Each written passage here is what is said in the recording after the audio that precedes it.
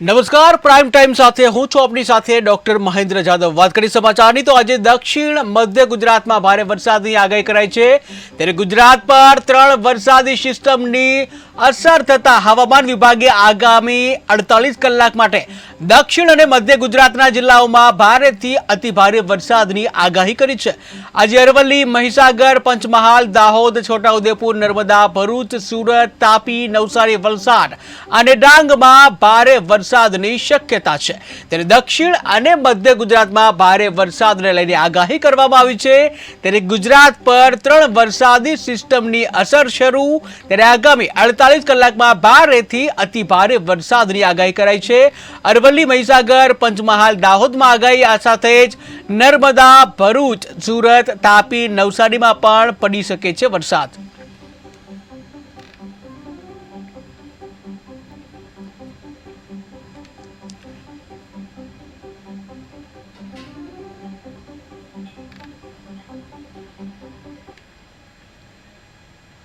ગુજરાતમાં ટ્રાફિક સમસ્યાને લઈને અનોખી પહેલ હાથ ધરવામાં આવી છે, જ્યાં ટ્રાફિક સમસ્યાઓના નિવારણ માટે હેલ્પલાઇન, ત્યારે પોલીસ દ્વારા નવો હેલ્પલાઇન નંબર જાહેર કરાયો છે। જ્યાં જે હેલ્પલાઇન નંબર છે 180023311122 પર, એટલે કે 1800-233 11-22 પર તમે ફોન કરી શકશો અને ટ્રાફિકની ફરિયાદ કરી શકશો। ત્યારે આ અંગે ફરિયાદ થતાં ત્વરિત જ એક્શન લેવામાં આવશે અને સમસ્યાનું નિરાકરણ કરવામાં આવશે।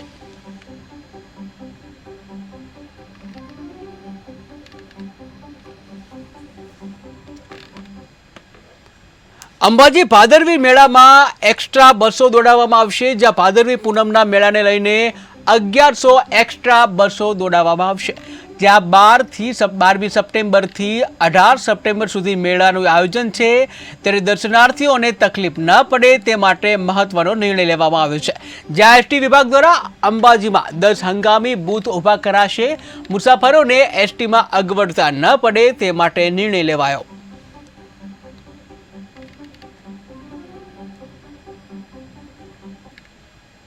કચ્છના લખપત અને અબડાસા તાલુકામાં 6 દિવસમાં 15 લોકોના શંકાસ્પદ મોત થતાં આરોગ્ય વિભાગમાં દોડધામ મચી છે। ત્યારે તાવ, શરદી, ઉધરસને થોડા જ કલાકોમાં ન્યુમોનિયા, શ્વાસ લેવાની તકલીફ અને મલ્ટી ઓર્ગન ફેલ્યોર બાદ દર્દીનું મોત નીપજે છે।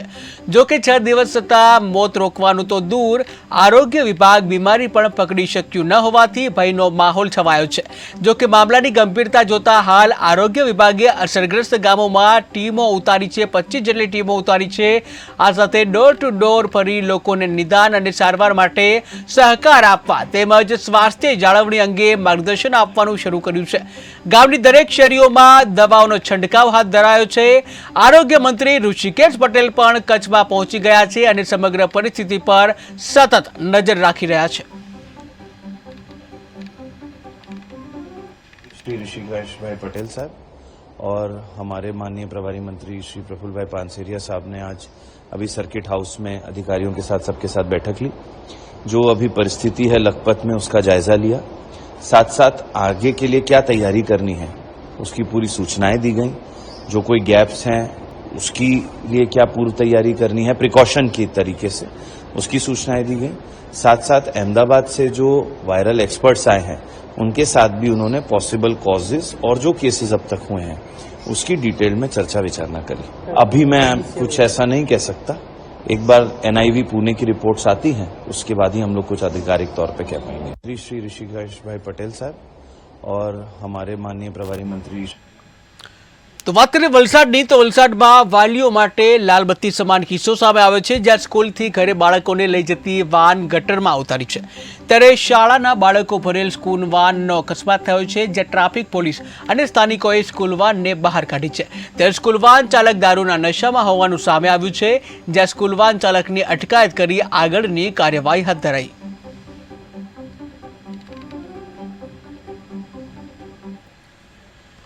તો વાત કરીએ સુરેન્દ્રનગરની, તો સુરેન્દ્રનગરના વઢવાણમાં લીંબડી રોડ ઉપર ચોરીની ઘટના બની છે, કે જ્યાં પોલીસ ચોકી સામે જ તૂટ્યા બંધ મકાનોના તાળા ત્યારે રૂપિયા 4.85 લાખના મુદ્દામાલની ચોરી થઈ લૂંટારો ચોરી કરી ફરાર થયા છે, જ્યાં ચોરીના બનાવો બનતા નાગરિકોમાં ભયનો માહોલ ફેલાયો છે।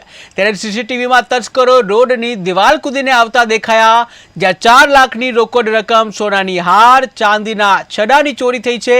આ સાથે 3 અજાણ્યા શખ્સો સામે વઢવાણ પોલીસ મથકમાં ફરિયાદ નોંધાઈ છે, જ્યાં ટીવી સ્ક્રીનના જે દ્રશ્યો તમે જોઈ રહ્યા છો, સીસીટીવીમાં સમગ્ર ઘટના કેદ થઈ છે। ત્યારે ચોરને તમે જોઈ રહ્યા છો કેવી રીતે અંદર જે પ્રવેશ કર્યો છે, ચોરીને અંજામ આપવામાં આવે છે, કે જ્યાં ચોરો જે ચોરી કરતા પકડાયા છે, સીસીટીવી કેમેરામાં જે કેદ થયા છે ચોર।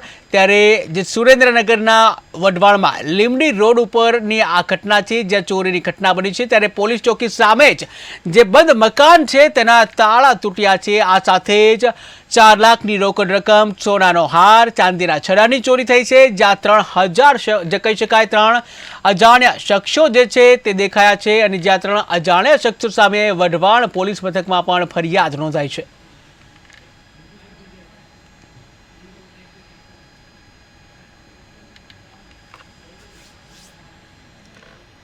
વાત કરીએ દાહોદની તો લીમખેડા તાલુકાના ચીલાકોટા ગામે મોત નીપજ્યું છે, જ્યાં કોતર પાર કરવા જતા અજાણ્યા યુવકનું મોત નીપજ્યું છે। ત્યારે ગ્રામજનોએ યુવકને ડૂબેલો જોતા પોલીસને જાણ કરી, જ્યાં પોલીસે ઘટના સ્થળે પહોંચી મૃતદેહનો કબજો મેળવ્યો। ત્યારે પોલીસે ફરિયાદ દાખલ કરી આગળની કાર્યવાહી હાથ ધરી છે, જ્યાં અજાણ્યા યુવકના પરિવારની શોધખોળ શરૂ કરવામાં આવી છે।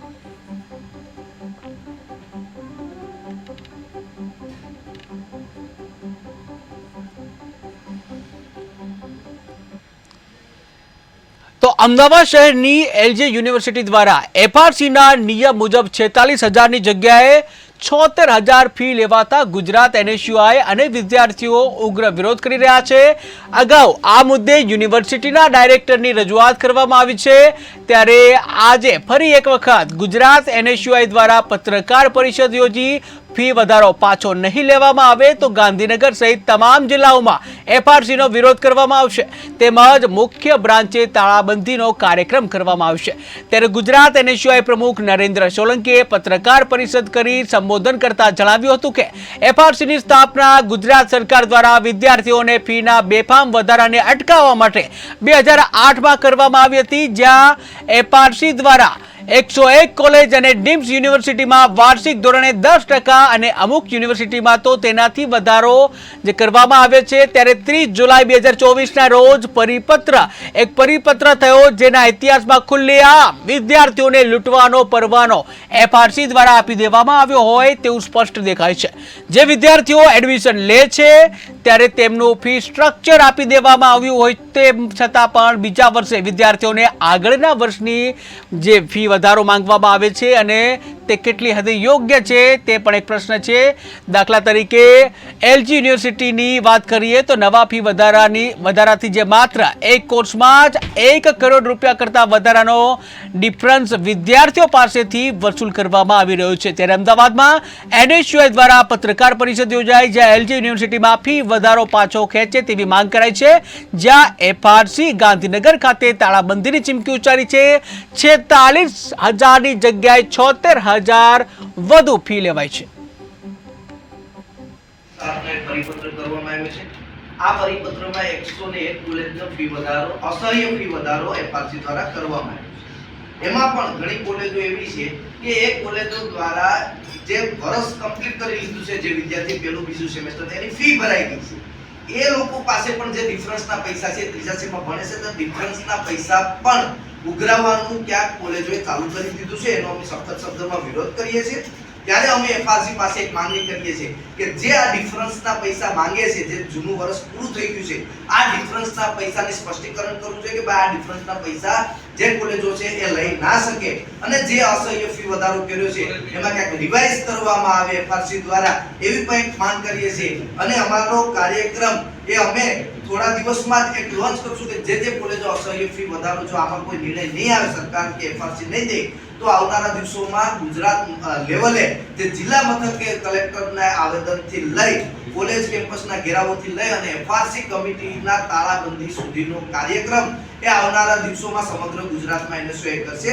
અમે વિદ્યાર્થીઓને જોડે છે, જે ગરીબ અને મધ્યમ વર્ગના વિદ્યાર્થીઓને જે લૂંટવાનો કારસો આ એફઆરસી દ્વારા કરવામાં આવ્યો છે, આ લૂંટવાના કારસાની સામે એનએસયુઆઈ આવનારા દિવસોમાં તો વાત કરીએ અમદાવાદની, તો અમદાવાદ પોલીસે અમદાવાદના અલગ અલગ 20 સ્થળો ઉપર મૂવેબલ અને ફેસ રિકગ્નાઇઝેશન કેમેરા લગાવ્યા છે.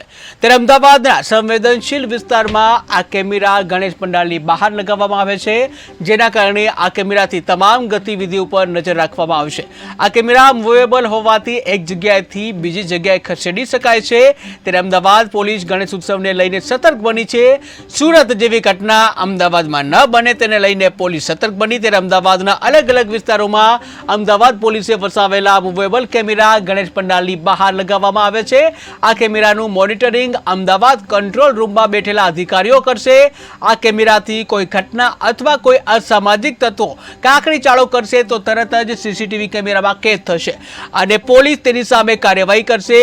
સુરતમાં ગણેશ પંડાલ ઉપર પથ્થરમારાની જે ઘટના બની ત્યારબાદ ગુજરાત પોલીસ એલર્ટ બની ગઈ છે, જ્યાં અમદાવાદમાં કોઈ અનિચ્છનીય બનાવ ન બને તે માટે અલગ અલગ 20 સંવેદનશીલ જગ્યા ઉપર આ કેમેરા લગાવવામાં આવે છે. ત્યારે આ કેમેરા તમામ અવર જવર પર બાજ નજર રાખી રહ્યા છે.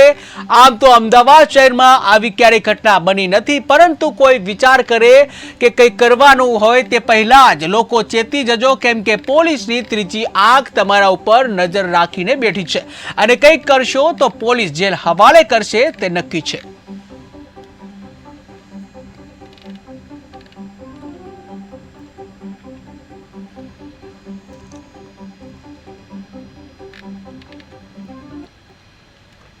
વાત કરીએ પાલનપુરની, તો પાલનપુરમાં 11 ગજ અને 11 અશ્વ સાથે શોભાયાત્રા કે જ્યાં હનુમાન ટેકરીકા રાજાની શોભાયાત્રા નીકળી છે. ત્યારે 5 કિલોમીટર લાંબી શોભાયાત્રા યોજાઈ. સવાર સાંજ પૂજા આરતી સહિતના અનેક કાર્યક્રમો યોજાયા. 11 ગજરાજની શોભાયાત્રાએ શહેરમાં આકર્ષણ જમાવ્યું. ત્યારે ગણેશ વિસર્જનમાં અનેક ભક્તોએ હાજરી આપી.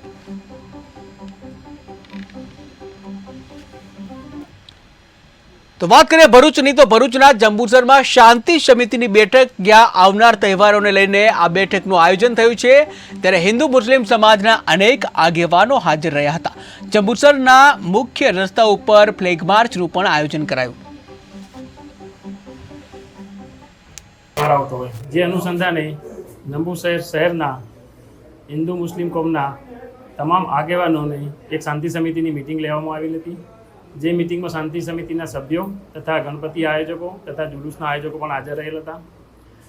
આ બંને તહેવારોમાં જંબુસર શહેરમાં બહુ શાંતિથી બંને તહેવાર ધાર્મિક ઉત્સવ સાથે અને કોઈ પણ અનિચ્છનીય બનાવ બન્યા વગર ઉજવાય એ અનુસંધાને બધી ચર્ચાઓ કરવામાં આવેલી હતી. તમામ આગેવાનોએ આ બાબતે ખાતરી આપેલી હતી કે જંબુસર શહેરમાં બંને તહેવારો શાંતિથી ઉજવાશે અને તમામ જે બંને કોમના આગેવાનોને આ તહેવારો શાંતિથી પૂર્ણ થાય એ બદલ એમને અપીલ પણ કરવામાં આવેલ છે. આમ જંબુસર શહેરની શાંતિ જળવાઈ રહે એ અનુસંધાને આ મિટિંગ લેવામાં આવેલી હતી અને પોલીસ તરફથી પણ આગામી જે તહેવાર છે એ બાબતે ખૂબ જ તકેદારી રાખવામાં રહેલ છે. યોગ્ય રીતે બંદોબસ્ત ગોઠવી અને આ તહેવારો પૂર્ણ થાય એ બાદ અમે. તો વાત કરીએ બનાસકાંઠાની, તો બનાસકાંઠાના વડગામમાં સેવા કેમ્પનું આયોજન કરાયું છે. મહારાણા પ્રતાપ સેવા ગ્રુપ દ્વારા આયોજન કરવામાં આવ્યું છે. જનસેવા ચેરિટેબલ ટ્રસ્ટના સાથ સહકારથી આયોજન કરાયું. ત્યારે મા અંબેના ધામ જતા પદયાત્રીઓ માટે તમામ સુવિધાઓ અર્પણ કરાઈ. આંબો જતા પગપાળા યાત્રિકો માટે અમે આજે ખુલ્લો મૂક્યો છે. આજની અમારી સેવા છે મેડિકલ સેવા, માછલી મસાજ છે, કોઠાની સ્પેશિયલ પહાડી ચા છે, મિનરલ પાણી છે અને ચા નાસ્તો પણ અમે રાખ્યો છે. આ વખત અમારો સતત 3જા વર્ષમાં પ્રવેશ છે. એના સિવાય પણ મહારાણા પ્રતાપ સેવા ગ્રુપ બહુ બધી સેવા કરે છે. કારણ કે અમારા જે સંગઠન છે એમાં નથી કોઈ હોદ્દો, નથી કોઈ ધર્મ, નથી કોઈ સમાજના વાડા, માત્ર એકતાની મિસાલ લઈને અમે નીકળ્યા છીએ. માત્ર અમારો એક જ ઉદ્દેશ્ય છે સેવા, સેવા ને સેવા, સેવા જ કરવા માટે અમે નીકળ્યા છીએ. અને મેં અહીંયાથી અમારા જે સ્વયંસેવકો છે તે બેગો ભરીને ઘરેથી નીકળી અહીંયા આવી ગયા છીએ. હવે છેલ્લા 6-7 દિવસ સુધી અહીંયા માત્ર માની સેવા કરવાની, ઘરે પણ નથી જતા. અમે અમારું કામ ધંધો બધું છોડીને અહીંયા આવ્યા છીએ મારા ભક્તોની સેવા કરવા માટે. એના સિવાય બી અમારી સેવાકીય પ્રવૃત્તિ છે બ્લડ ડોનેશનની, કે અમારું આજ સુધીનું આખા ગુજરાતમાં છેલ્લા 3 વર્ષમાં 1350થી વધુ બોટલ અમે મદદ કરી ચૂક્યા છીએ આખા ગુજરાતમાં.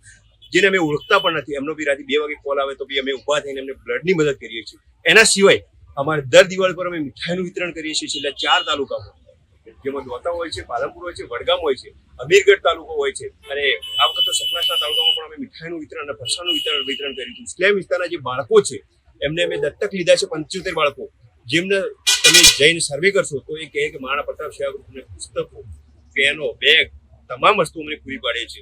અમારે તે સિવાય અમારી સેવા છે ભૂખ્યા સુધી ભોજન પહોંચાડવાની, કે જે વધેલ ભોજન હોય તે અમે લાવીને જરૂરિયાતમંદ સુધી પહોંચાડીએ છીએ. પક્ષીમાળા, આ વખતે 5000 પક્ષીમાળા અને 5000 કુંડાનું મેં વિતરણ કર્યું હતું, નિઃશુલ્ક વિતરણ કર્યું હતું પાલનપુર અને વડગામ તાલુકામાં. તેના સિવાય પણ અત્યારે અમારી પ્રવૃત્તિઓ વૃક્ષારોપણનો કાર્યક્રમ હોય કે ભાદરવી પૂનમી જતા પગપાળા યાત્રિકોનો સેવા કેમ્પ હોય, અનેક સેવાઓ અમે કરી છે. માત્ર અમારો ઉદ્દેશ્ય સેવા જ છે. આપ પણ જોડાઈ શકો છો અમારી સાથે. તો વાત કરીએ અમદાવાદની, તો મણિનગર શ્રી સ્વામિનારાયણ ગાદી સંસ્થાનના સંસ્થાપક, શૂન્યમાંથી વિરાટ સંસ્થાનના સર્જનહાર, વિદેશની ધરા પર સૌપ્રથમ પધારનાર સંત, અનેકાનેક પદવીઓથી વિભૂષિત ગુરુદેવ જીવન પ્રાણ શ્રી મુક્ત જીવન સ્વામી બાપાની 45મી પુણ્યતિથિ ઉજવવામાં આવી હતી. શ્રી સ્વામિનારાયણ ગાદીના આદ્ય આચાર્ય પ્રવર, સનાતન ધર્મ સમ્રાટ, ધર્મ ધુરંધર 1008 શ્રી મુક્ત જીવન સ્વામી બાપાની 45મી પુણ્યતિથિ નિમિત્તે શ્રી સ્વામિનારાયણ મંદિર મણિનગર ખાતે પ્રાર્થના, ધુન્ય, આરતી અને જ્ઞાન મહોદધિ આચાર્ય શ્રી જીતેન્દ્ર પ્રિયદાસજી સ્વામી મહારાજે આ મહંત સદ્ગુરુ શ્રી ભગવત પ્રિયદાસજી સ્વામી, સદ્ગુરુ શ્રી સર્વેશ્વર દાસજી સ્વામી તથા સદ્ગુરુ શ્રી મુનિ ભૂષણ દાસજી સ્વામી વગેરે પૂજનીય સંતો અને હરિભક્તોએ પાદુ પ્રક્ષાલન, પૂજન અર્ચન કરી આરતી ઉતારી હતી અને વિશ્વ શાંતિ કેન્દ્ર શ્રી મુક્ત જીવન સ્વામી બાપા સ્મૃતિ મંદિર ઘોડાસરમાં પૂજન અર્ચન કરીને આરતી, દર્શન વગેરે કરવામાં આવ્યા હતા. આજે ભાદુરા સુધી સાતમ આદ્ય આચાર્ય પ્રવર મુક્ત જીવનદાસજી સ્વામી બાપા ગુરુદેવની 45મી પુણ્યતિથિ છે.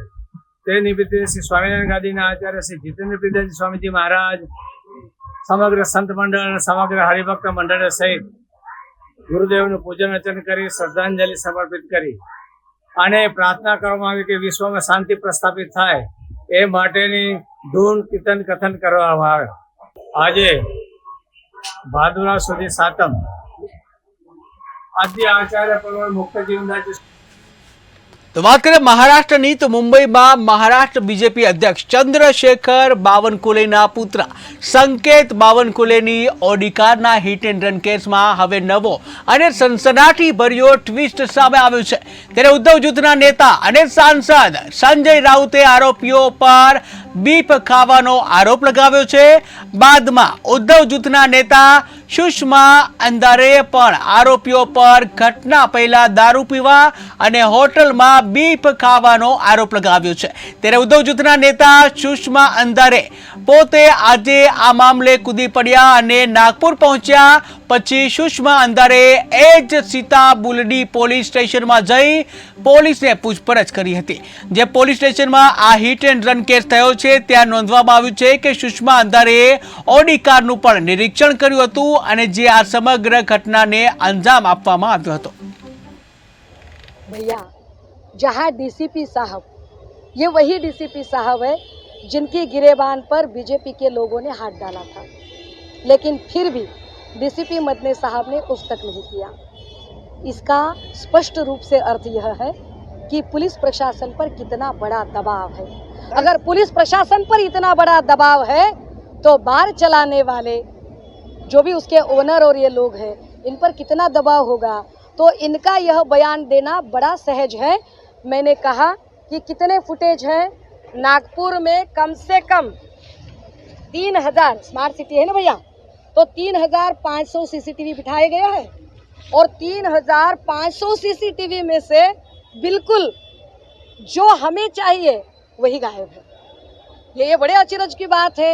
तो ये सारी चीज़ों को देखते हुए आप समझ सकते हैं कि कितना बड़ा एक बड़ी महाशक्ति इन सभी को बचाने में लगी है. हालांकि मुझे यह भी पता है, as a student of law मुझे यह भी पता है कि संकेत को अगर हिरासत में भी लिया गया तो फिर ज़्यादा कुछ नहीं होगा, ज़्यादा से ज़्यादा 12 से 24 घंटे या उसके पहले ही एंटिसिपेटरी बेल लेकर छोड़ भी दिया जाएगा।